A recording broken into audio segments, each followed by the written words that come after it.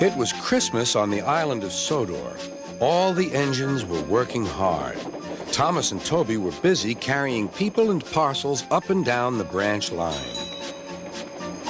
Everyone was happy. Only the coaches, Annie and Clarabelle, were complaining. "It's always the same before Christmas," they groaned. "We feel so full. We feel so full." "Oh, come on," said Thomas. "Where's your festive spirit? Christmas Day is almost here." By the side of the track was a little cottage with a familiar figure waving to them. "It's Mrs. Kindly," whistled Thomas. "Beep, beep! Happy Christmas!" Thomas always felt better for seeing her. Christmas just wouldn't be Christmas without Mrs. Kindly, he said to himself. When work was over, Thomas went to see the other engines. All their coats had been polished. "Huh," said Gordon. "Just look at us. Your driver will have to work fast to get you as smart as us." "Never mind that," replied Thomas. "I've something important to say. Do you realize it's been a whole year since Mrs. Kindly saved us from a nasty accident? You remember when she was ill in bed and—" "Yes, of course," interrupted Edward. "You told us how she waved her red dressing gown out of her window to warn you about a landslide ahead."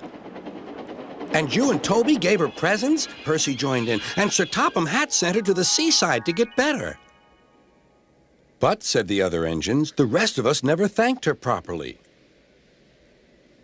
"Exactly," said Thomas. "So now I think we should all give her a special Christmas party." Everyone was getting very excited, and the drivers felt sure that Sir Topham Hatt would agree, as indeed he did. The engines were all busy making plans when silence fell. Sir Topham Hatt had bad news. "The weather's changed badly. Mrs. Kindly is snowed up.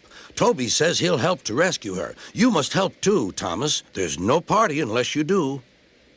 Thomas hated snow, but he said bravely, "I'll try, sir. We must rescue her. We must." "There's a good engine. You and Toby will manage splendidly." Thomas charged the snowdrifts fiercely. Sometimes he swept them aside, sometimes they stuck fast, and the men had to loosen them.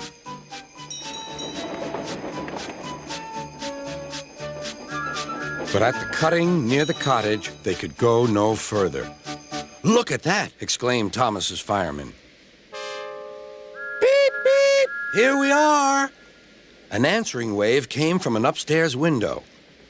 Then they heard a familiar sound. "That's Terence, the tractor," said Thomas. "He's come to help too." Sure enough, Terence had a snowplow and was working hard to clear a patch to the railroad line and safety. At long last, the rescue was complete. Percy took the tired workmen home. Terence said goodbye to Mrs. Kindly and promised to take care of her cottage as he watched them all set off. The engines made good time. No more snow had fallen, but the yard was dark. There was no one to be seen. Thomas's heart sank. Suddenly, all the lights went on. What a marvelous sight awaited Mrs. Kindly. "Well done," said Sir Topham Hatt. "I'm really proud of you all."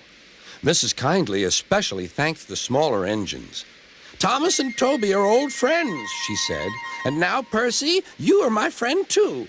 Percy was very pleased. "3 cheers for Mrs. Kindly," he called. "Beep, beep, beep." They all whistled. "We wish you a Merry Christmas, we wish you a Merry Christmas, we wish you a Merry Christmas and a Happy New Year." Thomas the tank engine and his friends thought it was the best Christmas ever, and Mrs. Kindly could think of nowhere she would rather live than here with them on the island of Sodor.